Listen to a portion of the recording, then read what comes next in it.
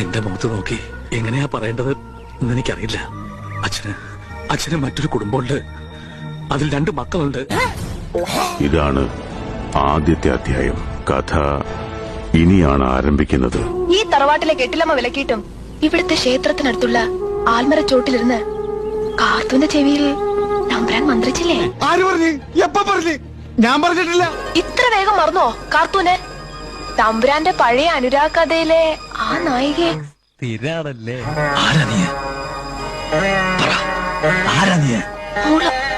കാർത്തൂന്റെ മോളല്ലേ? അല്ല, ഇന്ദ്രാണി സാറിന് ആളെ മനസ്സിലായില്ലേ? ചെറിയച്ഛന്റെ കനിഷ്ഠ പുത്രനാണ്. ഇതാ ഭാർഗവിയിലുണ്ടായ ചെക്കൻ. അപ്പൊ ചുരുക്കി പറഞ്ഞ ഞങ്ങളെ പോലെ അമ്മാവന് ഒരു 1-ാം തരം പിഴയാ. മൂകാംബികയിലേക്കെന്ന് പറഞ്ഞ് ഞാൻ പോയത് എന്റെ സൗദാമിനെ അന്വേഷിച്ചാണ്. നിനക്ക് ഇത് തന്നെയാണോ പണി? ഒടുവിൽ ഞാൻ അവളെ കണ്ടെത്തി. ഇന്നും എന്നെ കുറിച്ചുള്ള ഓർമ്മകളുമായി കഴിയുന്ന എന്റെ സൗദാമിനി.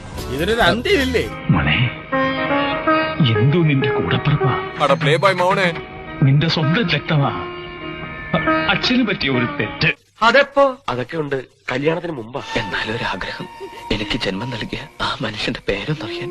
അവൻ തന്നെയാ. അല്ല, നീ കണ്ടോ, ഒന്നും ഞാൻ നിഷേധിക്കുന്നില്ല.